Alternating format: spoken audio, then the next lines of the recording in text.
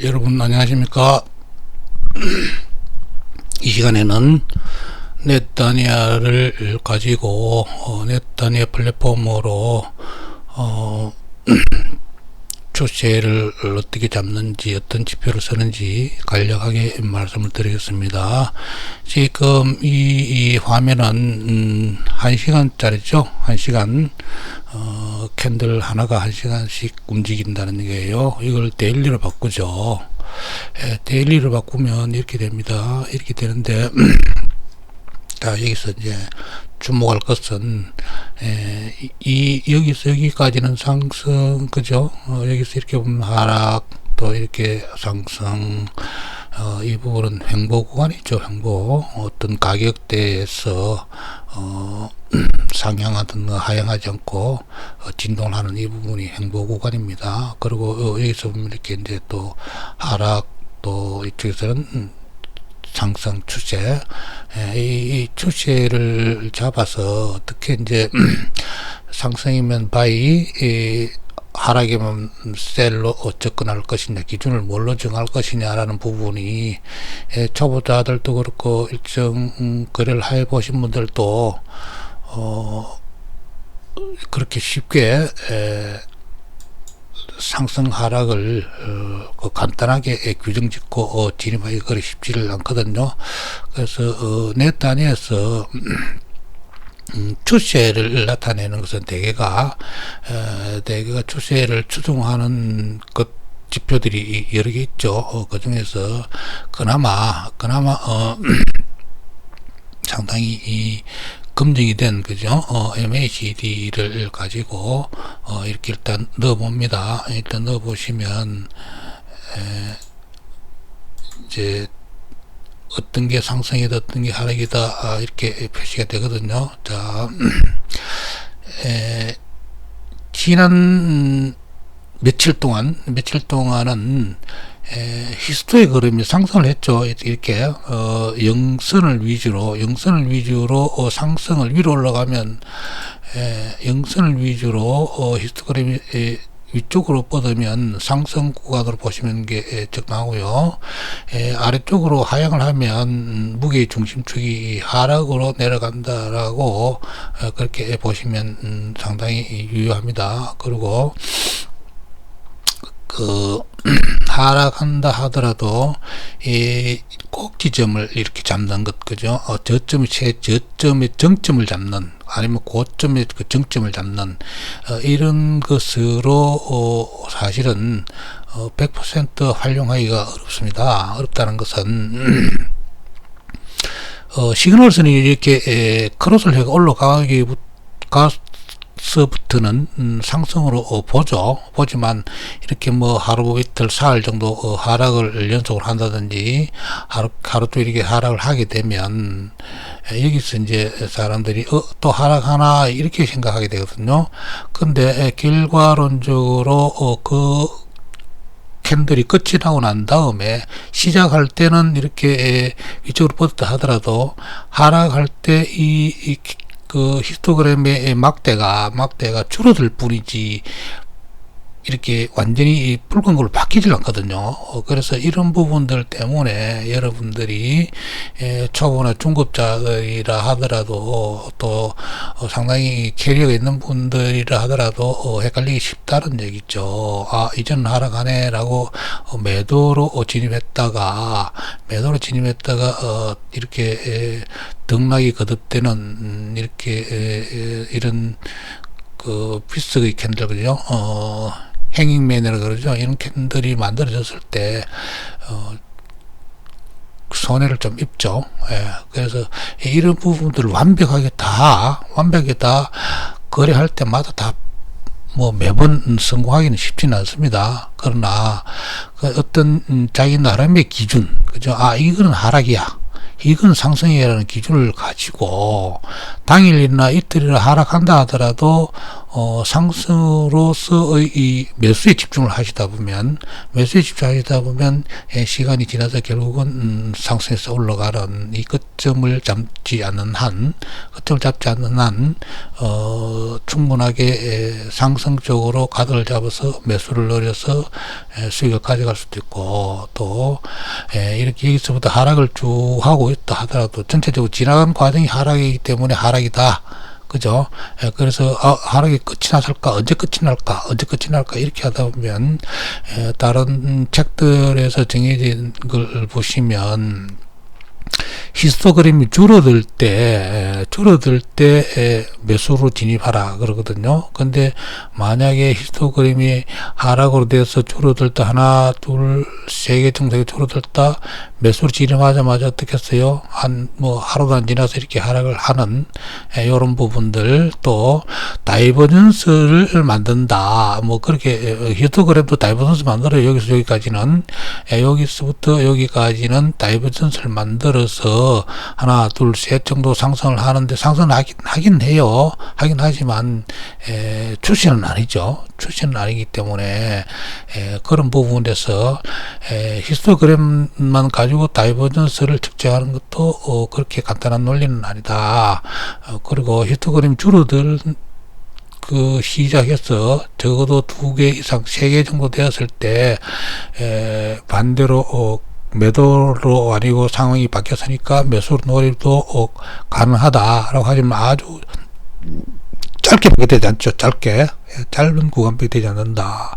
그래서 충분하게 긴 시간의 차트였어. 그죠? 데일리 차트에서 전체가 하락을 하는구나. 그러면 하락 추세가 강해. 그죠? 그러면 매도만 노릴 거야. 이렇게 돼야 되는 거죠.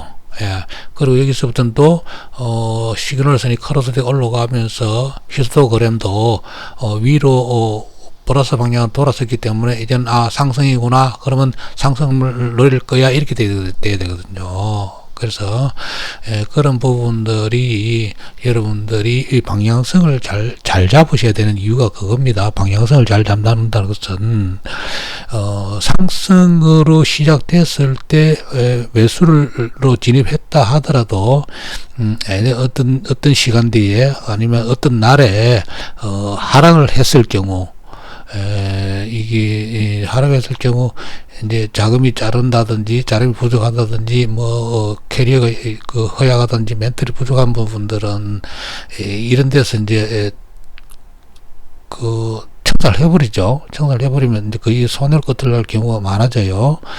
그런 반면에 자금의 여유가 있으신 분들은 충분하게 이 히스토그램이 상승으로 돌아서 움직이고 있기 때문에 히스토그램이 줄어들 때까지 기다린다든지 아니면은 시그널선이 크로스될 때까지 기다리는 그런 긴 시간 동안, 적어도 4, 5일 내지 일주일 이렇게 기다리려면 자금력이 조금은 받쳐줘야 되거든요.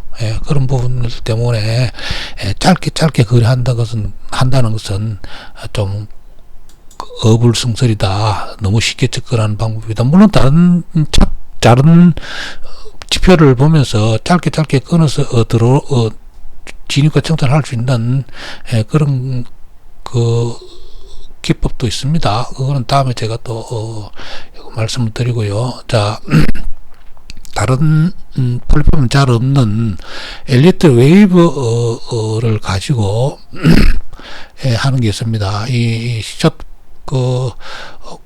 피리어드는 5일, 그 다음에 긴 기간을 되게 데일리로 하기 때문에 이것을 약 20일로 보시면 됩니다. 20일 정도만 하더라도 한 달이 되거든요. 5일은 한 주간, 한 달 정도 되면 충분하게 판단된다. 자, 여러분들이 엘리어트 웨이브 오실레이터가 넷 단위에는 이렇게 나와 있어요. 나와 있는데, 왜 그러면 MACD의 추세선하고 오실레이터 엘리어트 웨이브하고 다른 차이점이 뭐냐면은 MACD의 히스토그램이 하락으로 돌아섰다 하더라도 엘리트 웨이브 오실레이터는 상승 구간에 들어서가 있습니다. 그래서 이 엘리트 웨이브 오실레이터가 줄어들 때 하나, 둘, 셋 지점이 MACD가 그 시그널선하고 크로스 되는 지점하고 거의 유사합니다. 그래서 그 히스토그램이 줄어드는 시점에 매도를 노린다. 또 히스토그램이 하향에서 줄어드는 시점에 매수를 노린다. 이것을 보충해 줄 수 있는 그런 그 엘리트 웨이브 오실레이터가 상당히 그 판단하기를 보충을 해주는 그런 그 신호를 잘 보내죠. 자, 그래서 이렇게 MACD 히스토그램이 줄어든다 하더라도 엘리트 웨이브 오실레이터는 그냥 상승 구간에서 상승을 합니다. 상승을 해서 이 최대 정점에서부터는 하락하는 이런 부분들을 충분히 보실 수가 있고요. 또 조금 더 중요한 것은 MACD 히스토그램이나 시그널선들이 크로스가 되어서 이제부터 하락할 거야 라고 하더라도 엘리트 웨이브 오실레이터는 상승 구간에 머물러 있다는 거죠. 그러니까 완벽하게 하락으로 돌아섰다라고 보지를 않는다는 얘기죠. 그래서 충분하게 엘리트 웨이브 오실레이터도 MACD 히스토그램이나 시그널선과 조합을 해서 확인해서 검증을 하시면서 거래를 하시면 조금 빠른 시간에, 그렇죠, 조금 빠른 시간에, 즉 그 MACD 히스토그램이나 시그널선이 주는 시그널선보다는 한 단계, 한 이틀 정도 빠른 시간에 상황이 반전된다는 걸 볼 수가 있습니다. 이 부분들이. 자, 이 부분도 마찬가지죠. 이렇게 두 번째, 세 번째, 그죠? 첫 번째가 제일 길죠. 왜냐하면 이 하락폭이 원체 길기 때문에, 하락폭이 원체 길고 상승폭들은 줄어들고 작기 때문에 이런 결과가 나온다. 그리고 MACD 시그널선이 크로스되고 올라가는 시점은 2.2지점이거든요. 2지점인데 실제 시그널선이 그 크로스가 되었다 하더라도 이런 식으로 하루 이틀 정도 하락을 해버리면 이 폭이 적어도 100pp 이상 넘어가기 때문에 이런 부분들에서 견딜 여력을 과연 얼마나 있을까. 그래서 자금이 조금은 있어야 되는 게 그런 거고, 또 이 엘리트 웨이브 오실레이터가 정점에서 줄어드는 두 번째 정도만 하더라도 이게 제 정점이죠. 정점에서 두 번째 정도 내지 세 번째 정도만 진입을 하더라도 그렇게 마이너스가 되지 않는다는 얘기죠. 그래서 한 단계 하루 정도 더 일찍 MACD보다는 그 신호를 보내기 때문에 이 부분을 참조를 해서 거래를 하시면, 방향성을 잡는데 참고를 하시면 대단히 유용하리라고 봅니다. 다음 시간에는 이 데일리 차트를 가지고 4시간으로 한번 바꿔볼까요? 4시간을 바꾸면 어떤 현상이 일어나느냐 하면